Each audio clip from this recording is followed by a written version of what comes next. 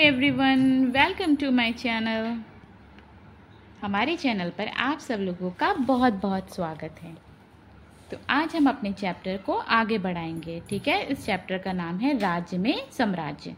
ठीक है, और साम्राज्य किसको कहते हैं? जो कि बहुत विशाल होता है ना, जो कि बहुत बड़ा था। ठीक है, और जो किसका था? जो चंद्रगुप्त मौर्य का था, सबसे बड़ा साम्राज्य। उसके बारे में हम लोग पढ़ रहे हैं। ठीक है, तो हम क्या पढ़ रहे थे? हम पढ़ रहे थे चंद्रगुप्त मौर्य की प्रशासन में क्या क्या था, है ना, वो पढ़ रहे थे। तो आज हम पढ़ेंगे राजधानी में सम्राट। सम्राट की क्या भूमिका होती थी राजधानी में, वो देखते हैं। ठीक है, जैसे देखो क्या लिखा है। मेगिस्थनीज चंद्रगुप्त के दरबार में पश्चिम एशिया के यूनानी राजा सेल्यूकस निकेटर का राजदूत था। ठीक है, मेगिस्थनीज कौन था? सेल्यूकस निकेटर का राजदूत था। मेगिस्थनीज ने जो कुछ देखा उसका विवरण दिया। अब मेगिस्थनीज ने जो भी देखा वो उसने अपनी बुक में लिखा था। क्या क्या विवरण में दिया है उसने, ये देखते हैं हम। यहाँ हम उसके विवरण का एक अंश दे रहे हैं। सम्राट का जनता के सामने आने के अवसरों पर शोभा यात्रा के रूप में जश्न मनाया जाता था। उन्हें एक सोने की पालकी में ले जाया जाता था। उनके अंगरक्षक सोने और चांदी से अलंकृत हाथियों पर सवार रहते थे। कुछ अंगरक्षक पेड़ों को लेकर चलते हैं। इन पेड़ों पर प्रशिक्षित तोतों का एक झुंड रहता है जो सम्राट के सिर के चारों तरफ चक्कर लगाता है। राजा सामान्यतः हथियारबंद महिलाओं से घिरे होते हैं। ठीक है, वे हमेशा इस बात से डरे रहते हैं कि कहीं कोई उनकी हत्या करने की कोशिश ना करे। उनके खाना खाने के पहले खास नौकर उस खाने को चखते हैं। वे लगातार देर रात एक ही कमरे में नहीं सोते थे। ठीक है, अब इसमें ये क्या है, राजधानी में जो सम्राट कैसे रहते थे वो सब इसमें बताया है। ठीक है, और पाटलिपुत्र के बारे में, और पाटलिपुत्र के बारे में भी देखेंगे, जो कि आधुनिक पटना, हमारे अभी का पटना है ना, उसको पाटलिपुत्र कहा जाता था ना। मगध की राजधानी पाटलिपुत्र थी। यह एक विशाल और खूबसूरत नगर है। यह एक विशाल प्राचीर से घिरा है जिसमें 570 बुर्ज और 64 द्वार हैं।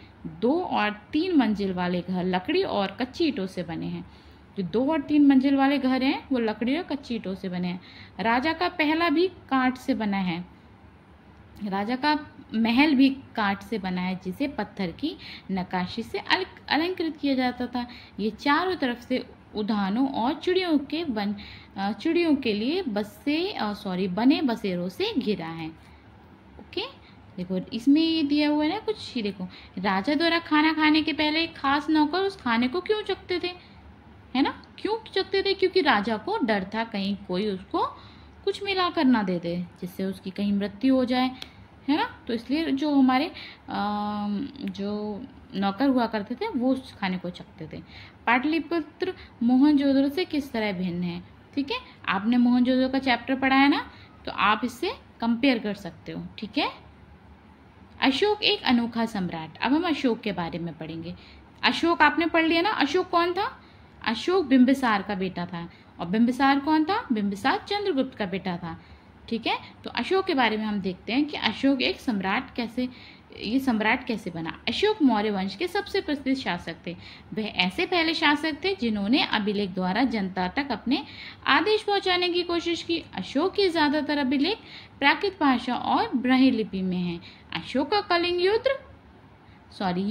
अशोक का कलिंग युद्ध के बारे में पढ़ेंगे हम।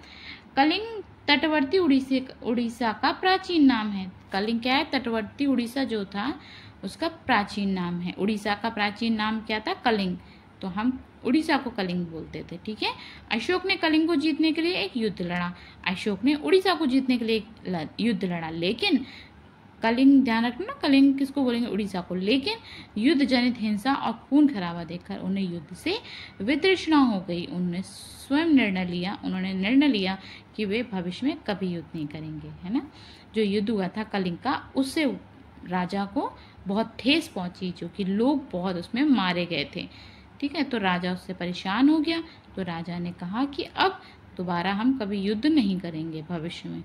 जो कि राजा कौन थे? अशोक।